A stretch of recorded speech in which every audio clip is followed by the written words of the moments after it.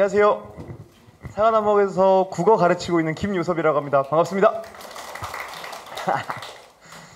일단 제 키 188입니다. 들어오는데 그런 눈길을 저는 알아요. 뭐야? 왜 이렇게 그 눈빛을 압니다. 그래서 항상 말씀을 드려요. 제가 오늘 저희 사푸종 국어 관련해가지고 간단하게 설명을 좀 드릴게요. 일단 처음에 제가 말씀드리고 싶은 건 요겁니다. 요 근방 제가 중학교 쭉 조사해봤더니요, 평균 국어 점수 요 정도입니다. 80.562 평균입니다. 그럼 요 근방 고등학교는 어떨까요? 74.38점입니다. 6.1점 하락해요. 일단 첫 번째 국어 어렵다는 거죠. 그런데 아시다시피 고등학교 국어는 점수가 다가 아니죠. 중학교 땐 이렇게 됐습니다. 90점만 넘으면 됐네 라고 해요. 고등학교는 역시 아시다시피 등급입니다. 4%, 11%, 23%, 40%. 제가 두 개 따로따로 가져와 봤어요. 어떤 학교에서는요 1등급이 92.9였어요. 어떤 학교에서는 84가 1등급이었어요. 엄마 나 이번에 85점 맞았어. 나 죽어야 돼. 근데 1등급이에요. 학교 시험이 어려웠던 거거든요. 근데 학교 시험이 쉬운 경우도 있습니다. 단적인 예로 가장 최근에 봤던 명덕 외고 시험 100점이 30몇 명이었어요. 그럼 1등급이 30몇 명일까요? 아닙니다. 다 2등급입니다.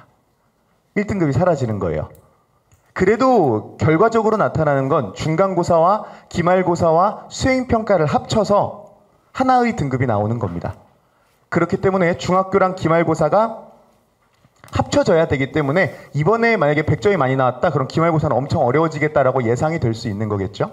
그런 식으로 해서 등급 관련해서 제가 간단하게 설명을 드리고 싶었고, 아이들이 나중에 고등학교에 가서 성적을 받아와요. 그러면 너 이번에 몇 점 맞았어가 아니라 애들은 어떻대? 네 점수는 알겠고 애들은 어떻대? 라는 거를 꼭 알아주시면 좋을 것 같습니다. 그러면 내신 1등급만 맞으면 우리 무조건 스카이 가나? 맞을까요? 반은 맞는 이야기가 될 것 같아요. 맞는 이야기이기도 합니다. 하지만 요게 있죠. 최저등급이라고 들어보셨나요? 수능 최저등급입니다. 아이들이 성적을 다 받아놓고 수시를 넣은 다음에 요 조건에 수능을 봐야만 합격을 시켜줍니다. 2년 전에 제 제자가 서울대에 갔는데 제자 친구도 같이 서울대에 넣었습니다. 수능 등급이 안 돼서 떨어진 친구가 있었어요. 여기 보시면 사합 8, 사합 5면은 4개의 과목이 총합이 5등급이 나와야 된다는 이야기예요. 1, 2, 1, 1 합격. 1, 2, 2 불합격. 이런 얘기예요. 그래서 아이들이 기본적으로 수능에 대한 것도 준비가 되어 있어야 한다는 걸 말씀을 드리고, 그렇게 해서 국어를 기준으로 제가 한번 요 근방 학교 간단하게만 정리를 해드렸어요. 제가 나중에 또 7월 달에 하는 간담회에서는 학교별로 제가 조금 더 자세하게 설명을 해드릴 텐데, 간략하게만 설명을 해드리면 교과서 위주의 학교들입니다. 제가 말 그대로 교과서만 나온다라는 건 아니고 교과서 위주로 나오고 거기에 추가 프린트가 나오는 경우가 많습니다. 교과서 외부 지문입니다. 프린트로 외부 지문 나오고요. 시목고 같은 경우는 외부 지문 10개의 모의고사 포함 외부 지문에 모의고사가 들어가는 겁니다. 대부분 1학년, 2학년 각 학년별 모의고사가 들어가는 게 일단 기본이에요.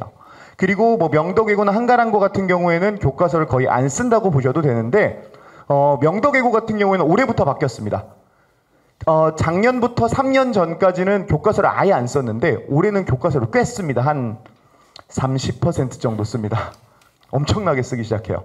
그래서 학교별로 조금씩 달라집니다. 그래서 내년에 어떻게 될지 모르지만 기본적인 추세는 이렇게 가고 있다는 거 말씀드리기 위해서 학교별로 정리를 해뒀고, 고등학교 가면 이런 시험이 나와요. 여기 첫 번째 나오는 게 지금 윤하의 사건의 지평선입니다. 시험 범위에 이게 들어가요. 중학교 때는 이거예요. 얘들아 너네 이거 우리 공부했잖아. 알지? 자 풀어봐가 아니라 이제는 여기 보시면 봉준호의 기생충 나오고요. 독서 지문 나오고요. 보기의 그림 나오고요.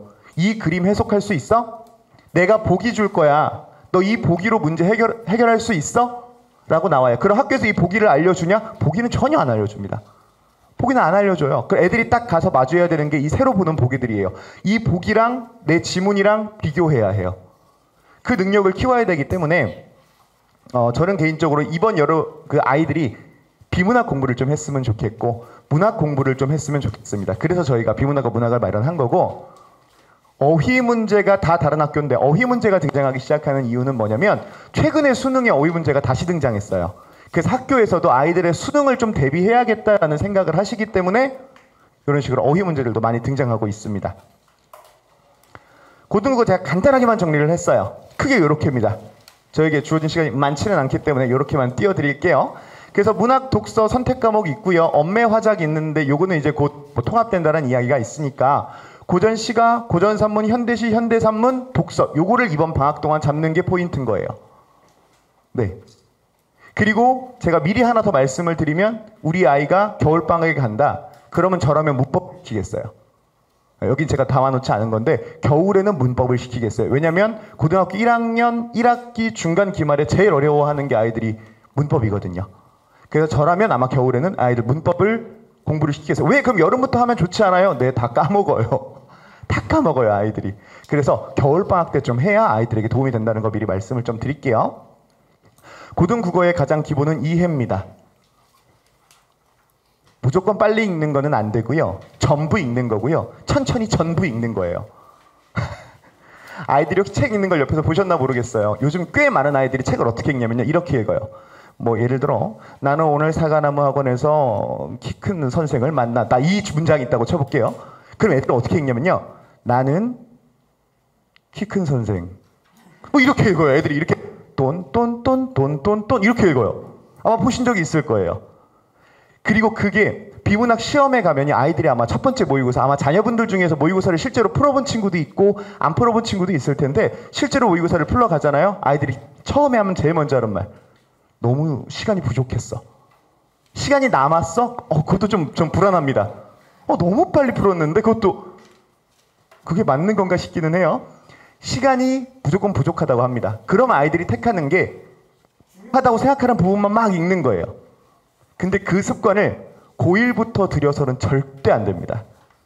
절대 안 됩니다. 혹시 야구 좋아하시나요? 야구에서 투수가 공을 이 관역 안에 넣으면 스트라이크라고 하죠.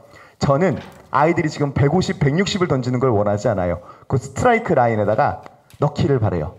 그래서 이번 방학 동안 그 훈련을 할 거예요. 아이들이 문장을 읽고 문제에 나오는 거 1, 2, 3, 4, 5번이 있으면 이건 왜 답이 아닌지, 이건 왜 답인지 그거를 정확하게 근거를 찾아가는 훈련을 아이들에게 시킬 거예요. 그게 저는 사고력이 올라가는 시간이라고 생각을 합니다. 그래서 저는 이제 항상 이 비유를 들 때 야구로 듭니다.